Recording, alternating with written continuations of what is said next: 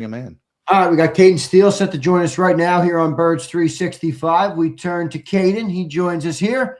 Caden, welcome to the program, man. The Eagles have landed on an offensive coordinator after, I think, 17 long days, if I'm not mistaken. Sean Mannion is the newest offensive coordinator in Philly. Caden, how you doing on this Football Friday, my friend? Doing well. I'm not sure if I would want to be an offensive coordinator here. It's kind of why I take Denver. I take Arizona. Yeah. I might take somewhere else. Yeah. All right, but yes, our long local nightmare is over after 17 days or whatever it took. I'm sure you, like me, predicted Sean Mannion would be the offensive coordinator. Never thought I would hear that name. Your immediate thoughts when you got the word that I did think when it got down to the Final Four and we heard the Final Four, I do think, it became a little bit clearer that he had some momentum, but wow, 2 years coaching experience. And now he's the offensive coordinator of the Philadelphia Eagles. That sounds risky to me. What's it sound like to Caden Steele? Yeah, I would have never expected it at the beginning of the process as well. But like you said, as we got closer, it did feel like he was going to be the guy. And that's because when you look at him compared to the rest of the candidates that are out there, I mean, once they missed on Davo, once they missed on Mike McDaniel, they were due diligent. They went through this long extended search. And if you're looking for a guy with high upside, I think it is Sean Mannion. So I actually do like the process to some extent, even though for our side of things, 17 days, a ton of candidates, it's kind of like, all right, when are you just going to get to it? But I think Sean Mannion, just from the people he's been around, that's a huge factor. I'll bet on a guy that's been around a ton of smart coaches: Matt LaFleur, Sean McVay, Kevin O'Connell, Dave Canales, Grant Udinski. I mean, just the list goes on and on around the smart offensive coaches that are either really great head coaches or even a guy like Grant Udinski is considered one of the next risers in the NFL. So that pipeline intrigues me because I think the Eagles offense, will see to what extent, but they do need fresh ideas, and I do think they need to overhaul a little bit of what they do, and how they go about that depends on the personnel and what they're comfortable with. But I think there needs to be significant changes for this offense going forward, because right now it's not very good, and part of that is because of the system. So I think Sean Mannion's going to come in. He's going to bring some new ideas. I think he's a smart offensive mind, and I think this has a ton of upside. Like, there's a world where I see he is the next great young offensive coach in the NFL, and the Eagles are one of the best offenses in football next year. And then he's gone the year after, probably. The head coach. Yes. But there's he's only been a coach for 2 years. But I guess the only reason I'm not as worried about that is because he played a ton of he played in the NFL for a good while. I mean, I think 8 years combined with squads.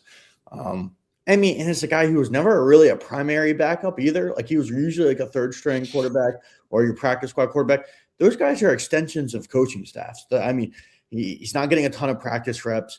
He's in there because of his ability to make an impact in the meeting room, to assist the coaches, to assist the other quarterbacks. He's probably been thinking about a coach for the majority of his career, at least after the first 3 or 4 years with the Rams. That's probably been his mindset. So I think there's a chance that this is a home run hire. Again, none of us really know until he does it. Yeah. I don't hate it. I don't hate it either, Caden. I'm with you. How much do you think it – you brought up change in the offense. This is something John and I talk about often because we just don't know how much it's going to change. How much change are you expecting? And then also give me a look, what does that look like? Is it more West Coast? Is it an evolution of the Nick Sirianni, Jalen Hurts offense? What does change look like to you, and how much of it are you expecting to see? Yeah, I think there would be a decent amount, because I thought really the theme of this coaching search is when you take out Dabo, and I guess McDaniel would be included in this, but they're interviewing a ton of guys from the McVay Shanahan tree. Mike McDaniel, or for Josh Grizzard, he worked with Mike McDaniel. Then he worked with Liam Cohen, who was with Sean McVay. They went through a ton of these guys that are part of that system. So that makes me feel like, I don't know if it's Nick or if it's Jeffrey Lurie and Howie Roseman saying they want a new type of offense to see how the NFL is evolving.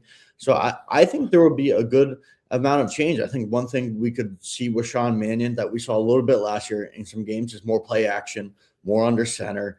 I do think we'll see more of that. I mean, those offenses typically do that. I think they'll try to get Jalen to go under center more, and they tried to do it last year, and it did well when it happened. And I mean, we'll see. I think the offense could change significantly. I think they could try to make Jalen throw over the ball more. I admire the optimism. Yeah. I've been through this too many times, Caden. Here's what's striking to me. You mentioned, I don't know if it's Jeffrey Lurie directing things. I don't know if it's Howie Roseman. Well, I'll tell you this: they branded this as a Nick Sirianni hire. I mean, from start to finish, you didn't hear hide nor hair from Howie. Jeffrey's not talking. You got the big statement from Nick Sirianni at the start of it, and the big statement from Nick Sirianni at the end of it. Now, I know you weren't here, but you go back. This reminds me of Chip Kelly at the end when Jeffrey Lurie, after the fact, after he fired him, said, well, I had to see what I had. In other words, I had to give him this power. Chip wanted the personnel power. That was different. To see what I really had, Chip Kelly. To me, the clock has started on Nick Sirianni. This is his hire. This is his opportunity to kickstart this offense. And if this doesn't work, you're going to be hearing Jeffrey Lurie said, well, I had to give Nick the opportunity to prove that he could do it. And unfortunately, we're looking for it. I think the clock has started on Nick Sirianni. Am I going too far with this hire? Yeah, maybe a little bit. I guess I didn't see it in that point. The only reason I think this is a Jeffrey and Howie call, I mean, maybe we'll find out when we finally get to talk to Nick about Sean Mannion, but obviously Jeffrey and Lurie are really connected around the league. They're always searching for young offensive coaches. I feel like obviously they had to hear about him through the conversations they had with people around the league. And I feel like this is a guy that they wanted. Maybe Nick approved it. I guess I just didn't see it in that sense, but maybe it is Nick getting final say on everything. I don't know. It feels Nick. Well, Jeffrey has to approve everything. So don't get me wrong with that. I mean, he's got to approve the hire, but I mean, yeah, boy, yeah, I'm surprised. They specifically made this spotlight on Nick Sirianni. They did that purposefully. Yeah. That's interesting. But if you were Nick, wouldn't you want to go with the guy that you think is the more safe? If you think you're on the hot seat, wouldn't you want to go with the more proven play caller, even if he doesn't have the ceiling, but you think that the floor is higher? And I think he knows it. You know, this is a boomer bust. It has been a boomer bust job. He's swinging for the fences. I applaud that. I think, I probably honestly would have hired Matt Nagy and taken the safe route. But this is bold. I will give them credit for that. To the standpoint of doing though what you did, what you're expecting. Think about that, man. Not only are you changing significant parts of your scheme with a quarterback that may not be the best fit for it, but you're also doing it with a guy that's a first-time play caller. So not only do you have all these new concepts you got to teach to a quarterback that's been doing things differently, but now you got a first-time play. But boy, I don't like that. I don't like that approach. No, it's a tough position to put Nick in too, because if we're being realistic, and this isn't not even to do with Sean Mannion. Sean Mannion might be a great play caller, and he might give them a schematic advantage that they haven't had. I do believe that's possible, but we look at this offensive personnel, it's going to get worse next season. I mean, they might lose A.J. Brown. Who knows if Cam Jurgens and Landon Dickerson are going to bounce back. They're going to possibly get Dallas Goedert in free agency. It's going to look a lot different next year, and it might take this offense some time. So if the expectation is top 10 offense or bust, and you lose in the division round, let's say next year, and if that is like if they believe, they have to get to the NFC Championship or Super Bowl next year and Nick's gone, that's an unfair situation. Well, it's definitely unfair. Yeah. I think Sean Mannion could be great. But maybe it takes Sean Mannion 2 years to really become the play caller that he wants to be. But does he get the 2 years? I mean, it's not much to be like. I get it's not all Kevin Patullo's fault, but Kevin Patullo didn't offer a ton last year. If he could just offer more, which I think he possibly can, it'll be an upgrade. But it's just like don't expect him to be Sean McVay, from the get-go. So I think it's a worthwhile hire, but it is interesting who made that call. But like you said, I mean, they're pushing it like it's Nick, and like they want you to know that Nick's a really good coach. Like, I mean, it's been like how he kept preaching that at the press conference. So yeah, which I agree with. I think this is a very difficult place to coach. I think there's a lot of potholes along the way that you have to avoid, and I think Nick's done a pretty good job. But everybody's got a shelf life.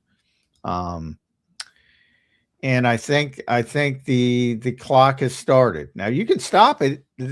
Same thing happened in 2023 after the 2023 season. The clock was started and he stopped it and managed to turn it off, diffuse the bomb ticking down, so to speak. But now I think it started again.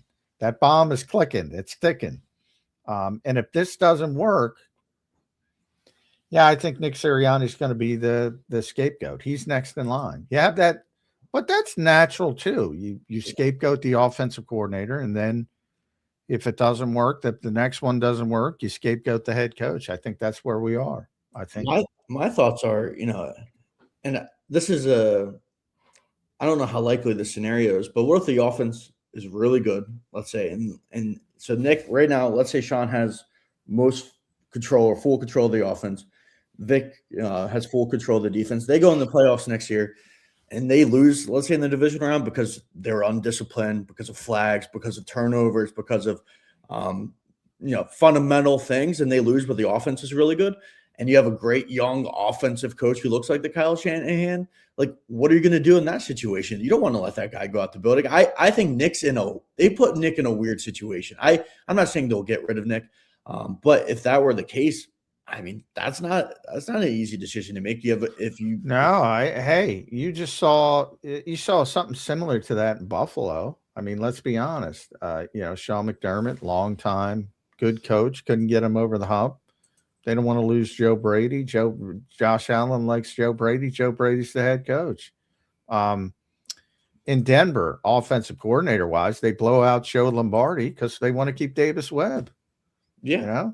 Yeah. And I'm not predicting it, but I do think there's an outside chance that Sean Mannion could replace Nick Sirianni. So if he is to the elite a level of a coach and you fall short in the playoffs like Buffalo did this year, and you don't want to lose that guy. I'm not predicting that, but I think Nick Sirianni, like you said, this is going to become season pretty soon if they don't live up to expectations next year. I mean, it was just crazy to say by a guy that's been to 2 Super Bowls, 5 playoff appearances, and I think is generally a pretty good coach. But this organization has crazy expectations, and rightfully so, because this is seen a lot.